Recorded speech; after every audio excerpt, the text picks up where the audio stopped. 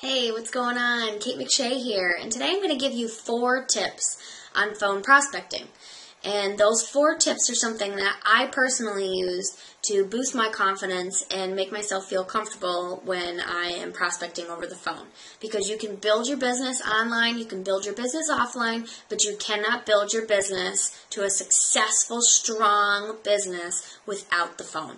And believe me, for the first 6 to 8 months of being in network marketing, I was petrified to get on the phone. I was afraid of the fear of rejection. I was afraid of not knowing what to say. I was afraid that I had no experience, and so why would anyone listen to me? And those things really crushed me when I was on the phone. After using these 4 tips that I'm going to share with you, I all of a sudden just felt super confident, was really comfortable, and was able to teach my teammates how to do the same thing. Tip number 4, I just wanted to say, is one that has totally skyrocketed our conversion rates from leads to sales. So stick with me because you're really going to want to hear that one. All right, so let's just get right into it. Tip number 1, use your first 5 to 10 calls as warm-up calls. So just like an athlete would do, a dancer, a musician, anybody that is going to be doing something, whether it's, a performance, whether it's a game, whether it's prospecting over the phone, you want to warm up. So use those first calls as a warm-up, because a warm-up truly means something that has, it doesn't matter what happens in that warm-up time. You're just calm, comfortable, relaxed, you're getting ready for the game. So when you're prospecting, use those first 5-10 calls as a way to warm up, because if you do that, you're going to be calm, comfortable, cool, and collected, because the next calls that you do after that are going to be the same way. You're setting yourself up for a calm, cool, collected, and confident set of prospecting calls. All right, tip number 2.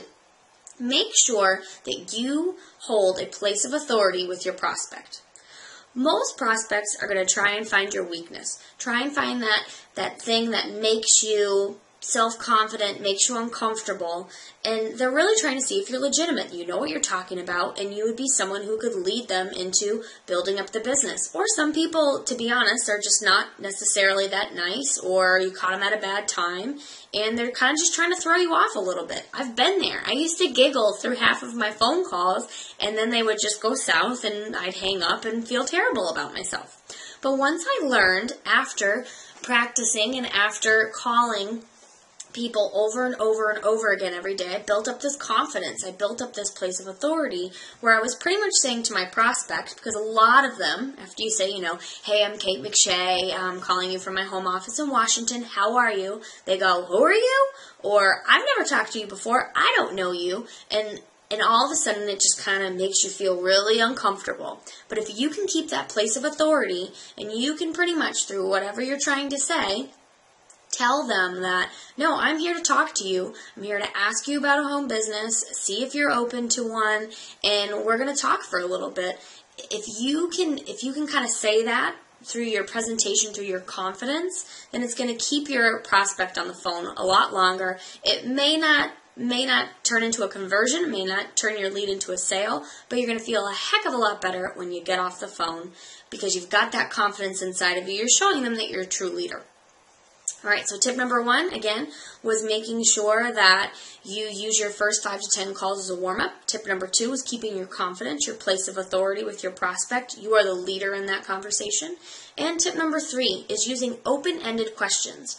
More often than not, people use closed-ended questions. Questions where a prospect answers yes or no, or a 1 to 2 word answer to your question. You're not going to get a lot of it out of them. You're not going to really find out what they need, how you can help them by asking closed-ended questions. So you ask open-ended questions, like if they're already in a home business, because you've already asked that question, so how'd you originally get involved with network marketing?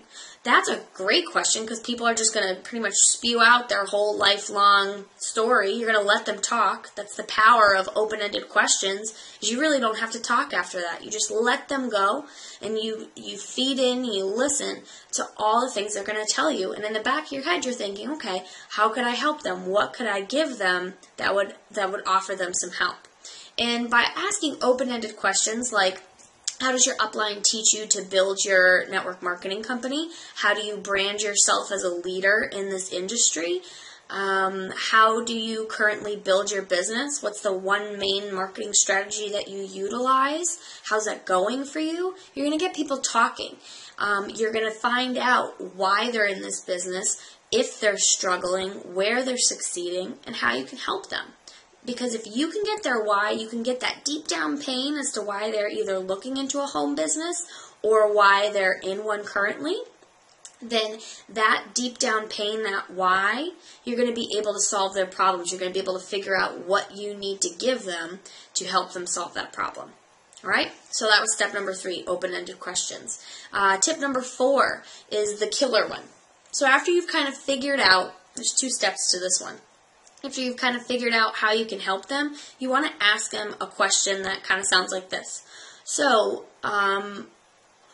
would you be open to a side project if it didn't currently interfere with what you're doing with blank? Would you be open to looking at how I generate 20 to 30 leads a day for my business? Would you be open to looking at a training that I have on Facebook marketing, since you said you're primarily building your business through Facebook? You're asking them if they'd be open to looking at something that you have to solve their pain, solve their problems that they're currently having that you already know about because you asked them all those open-ended questions. The cool part about asking them if they're open is because most people will say yes. They'll say, yeah, sure, I'm open. You're not going to get many people that are going to say, no, I'm not open at all. If they're not open, then it's probably someone you don't want to work with anyways. So the cool thing is, after you ask them they're open into looking at blah, blah, blah, blah, blah, blah, blah, then this is it. This is the big tip. You schedule a follow-up call with them while you're on the phone. You try not to get them to hang up until you get a follow-up call with them. And you do it this way. So after you ask them if they're open and they say yes, you say, cool, well, I'm going to shoot you over a link through your email or, through Facebook if that's how you guys were talking. And you say, hey, just curious, how soon would you be able to watch that link? How soon would you be able to check out that video? Whatever it is that you're offering them. And more often than not, they're going to say, I'll look at it tonight. I was going to look at it tomorrow. I could look at it, within the next 24 hours. And then the cool part is, now that you know that there's a little sense of urgency there, you've put that sense of urgency in there by asking how soon they could watch it. You say, okay, cool. Well, would you be open to me calling you back at, 7 p.m. your time tomorrow night, since you said you could look at it in the afternoon? And then more often than not, they're going to say, yeah. Because what you'll say is, would you be open to would you be open to a follow-up call so I can get your feedback on the presentation that I sent you? Okay? So you're getting their feedback. You're showing them that you need their advice, their feedback on what they thought of what you showed them.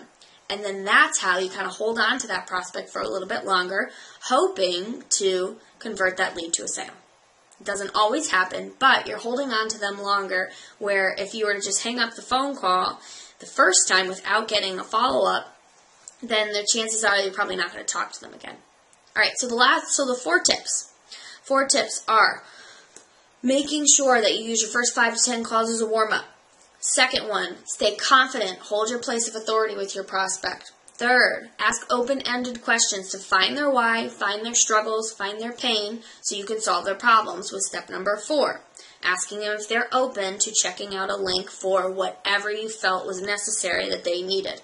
And then making sure that you schedule a follow-up call to get their feedback whenever they're able, whenever they're able to watch that link or presentation that you sent. So I hope this gave you value. If you're checking this out on our blog right now, because it's attached to a blog post, feel free to go around to our blog, checking out other blog posts that we have. We've got some really great value that we've just put out. If you're on our YouTube channel, feel free to check out some of the other videos that we've had. We've also got some really cool value there. Some pretty silly videos as well. That you might want to check out. You could even subscribe to us so you could get our videos that we upload almost daily.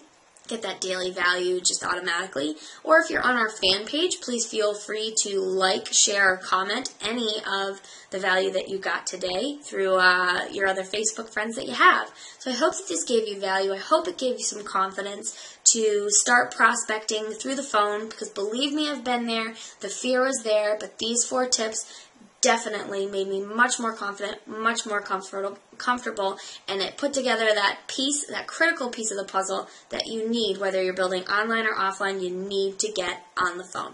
So take care and have a great one.